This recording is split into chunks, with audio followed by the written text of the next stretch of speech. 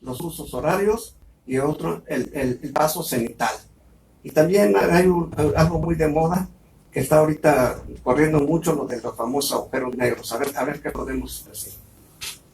Bueno, ahorita una noticia que es reciente, no nos tocó platicarla en la emisión pasada, porque fue un tema que ocurrió en los recientes días, que por ahí se presentó la primera imagen de un agujero negro. Y he estado escuchando algunas opiniones en algunos puntos donde se reúnen los astrónomos y todo eso, que hay personas con algún cierto escepticismo que dicen cómo es posible que captaron una fotografía de un agujero negro, porque bueno, se imaginan que por la palabra agujero negro es algo negro, y pues cómo vas a fotografiar algo negro. Entonces, antes que nada quisiera platicar que pues es un trabajo en el que participaron alrededor de 240 investigadores, y se utilizaron 8 telescopios alrededor de nuestro globo para crear un telescopio gigante, vamos, del tamaño de toda la Tierra, porque la resolución que se necesita para fotografiar algo a esa distancia pues tendría que ser un telescopio gigante.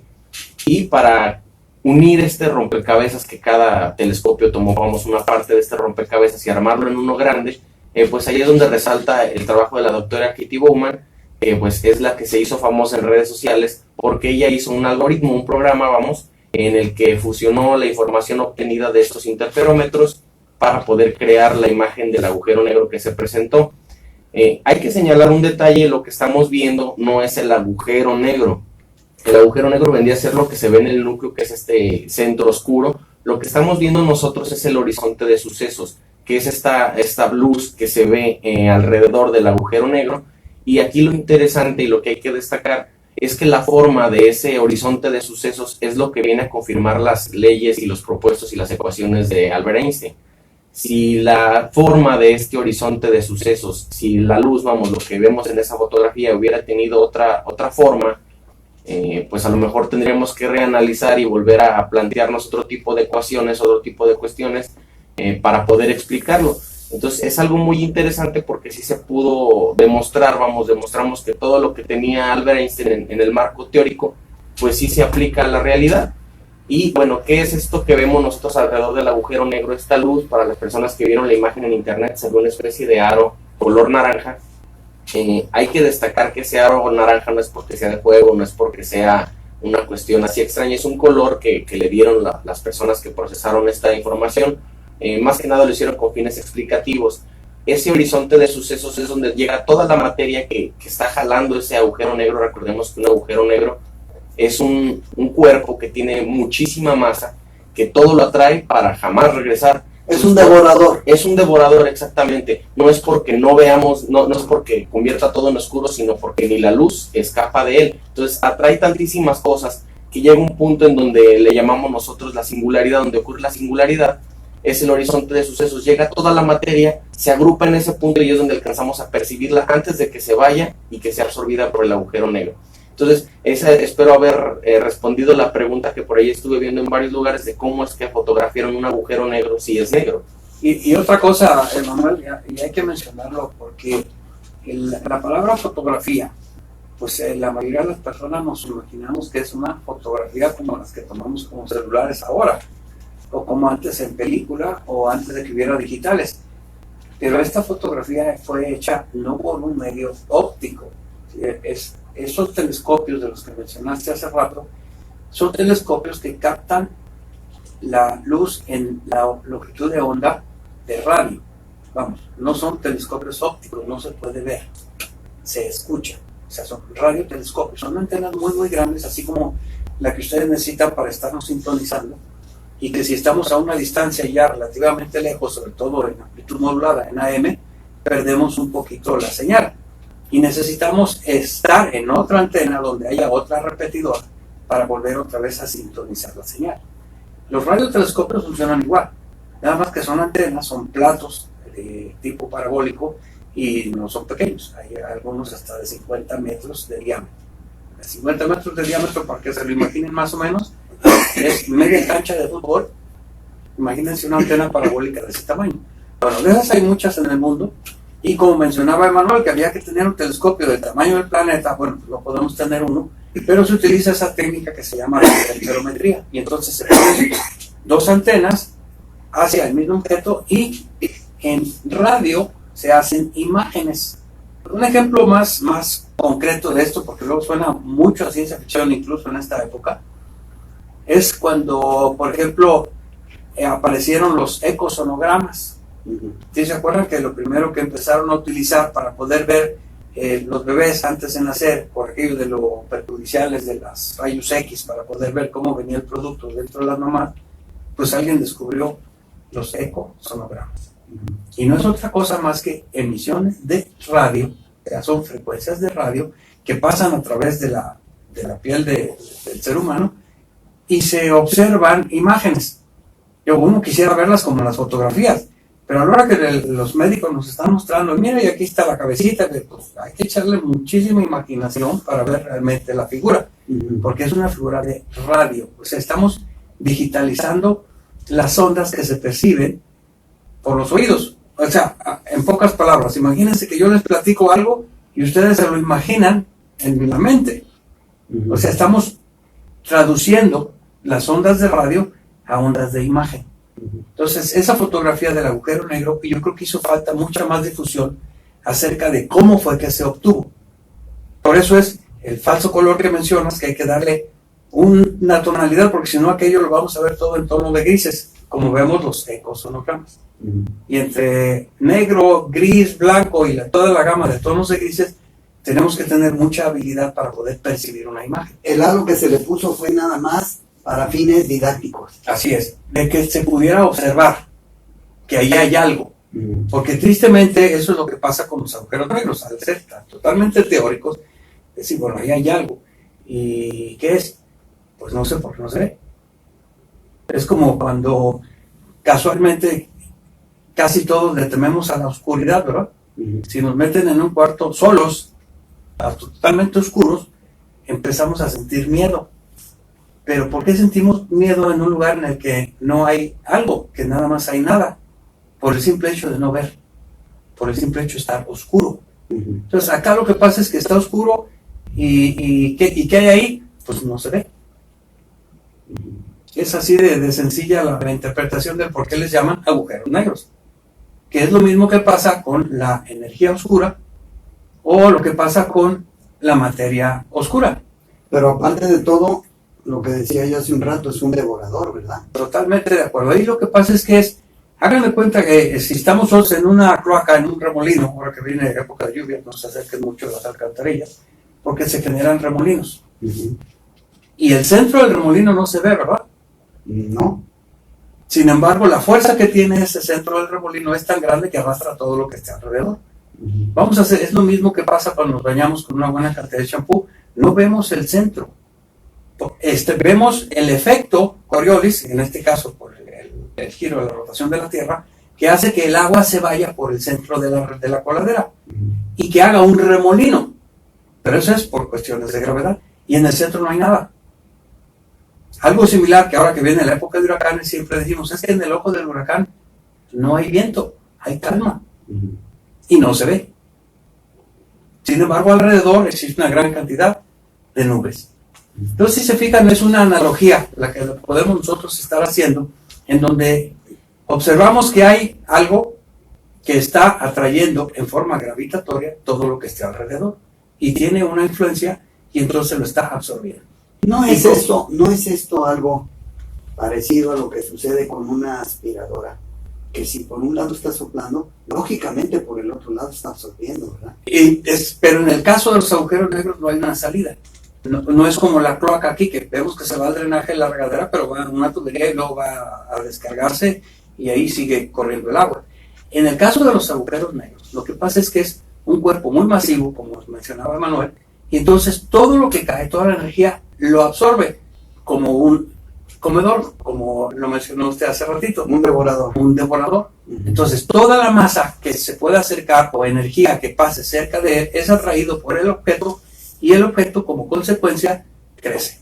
Adquiere más masa y es más fuerte el efecto que tiene sobre los demás cuerpos. Claro.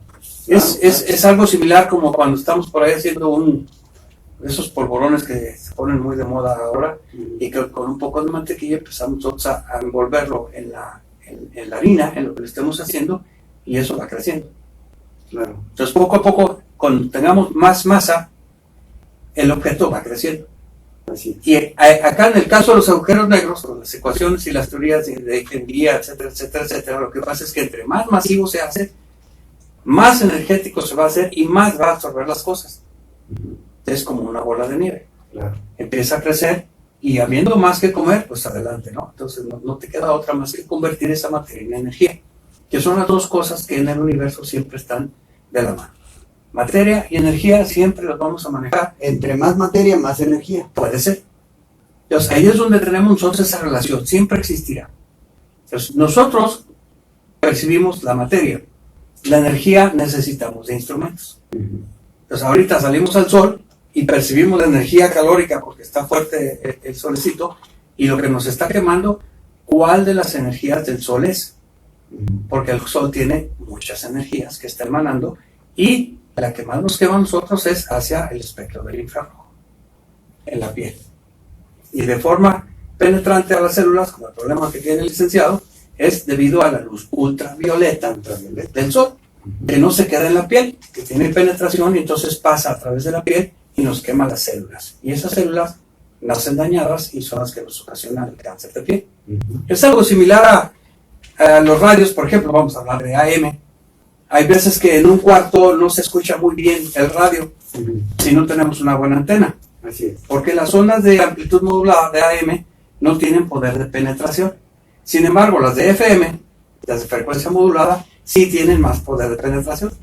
Por ejemplo, si vamos en el auto, en el coche, y pasamos por un túnel, como el túnel de López Mateos, y venimos oyendo AM, se distorsiona la frecuencia. Se la roba la otra. Y la FM no se distorsiona, porque alcanzan a penetrar a través del concreto de lo que esté hecho el túnel. Entonces la piel es una cosa similar.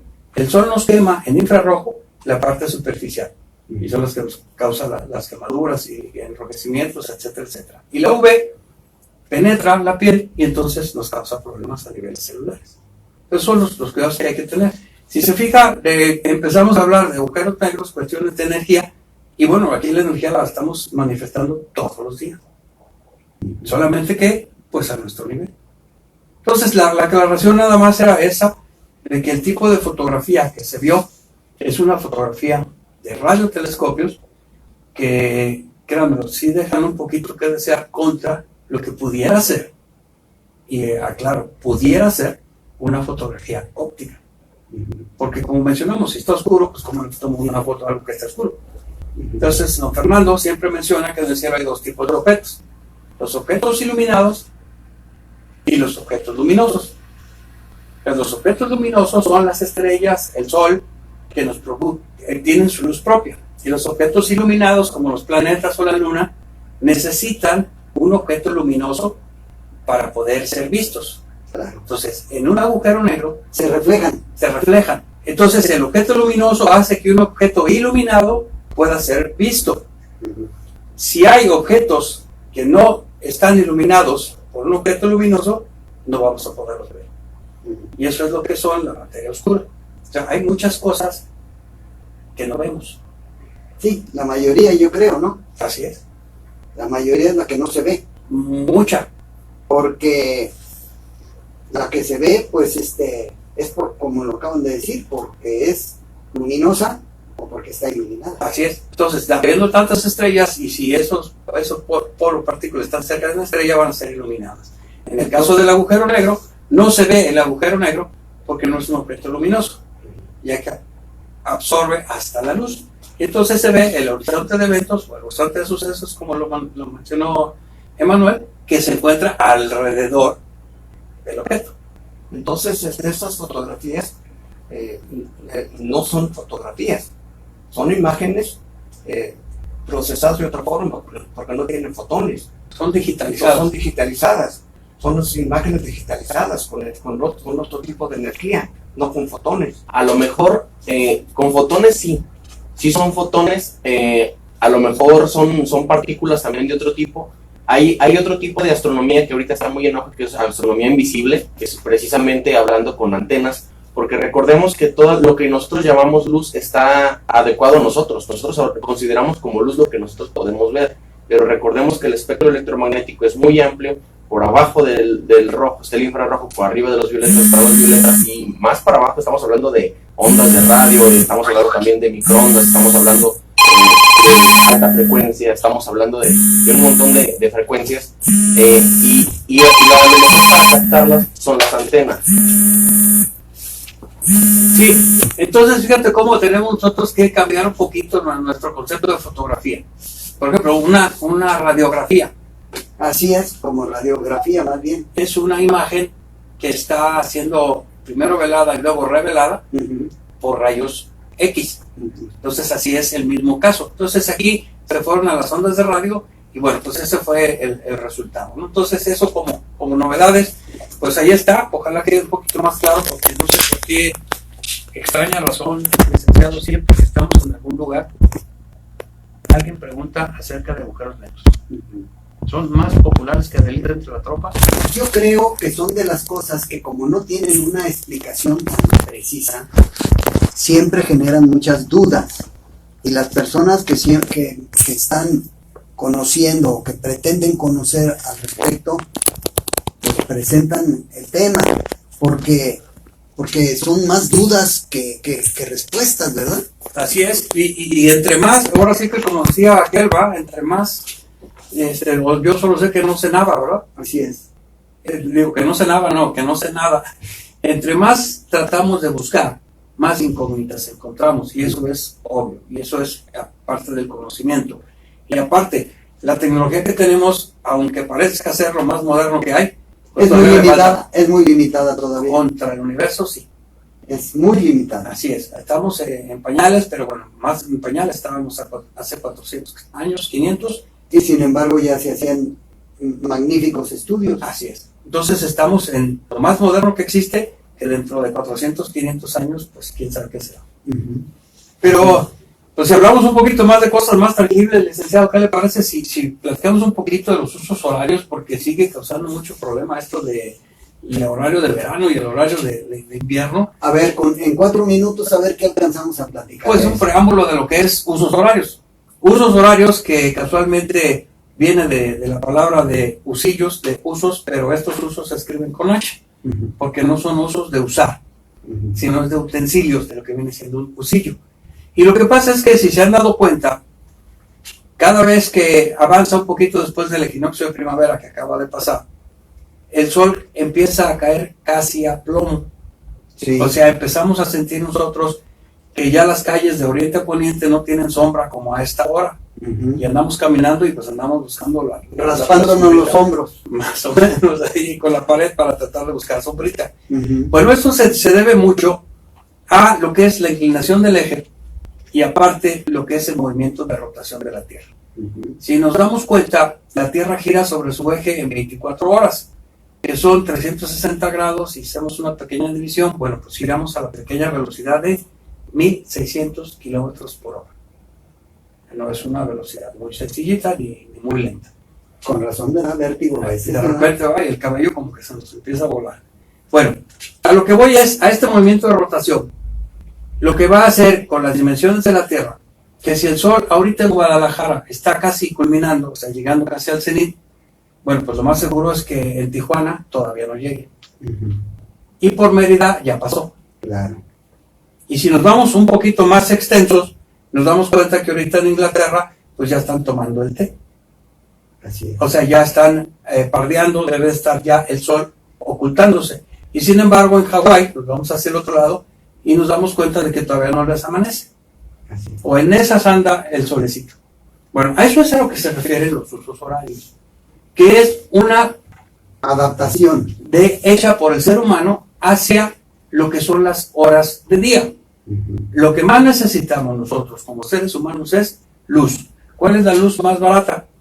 La del sol. La luz del sol, la luz del día. Sin embargo, con nuestras modernidades nos hemos hecho nocturnos y entonces decimos que necesitamos energía.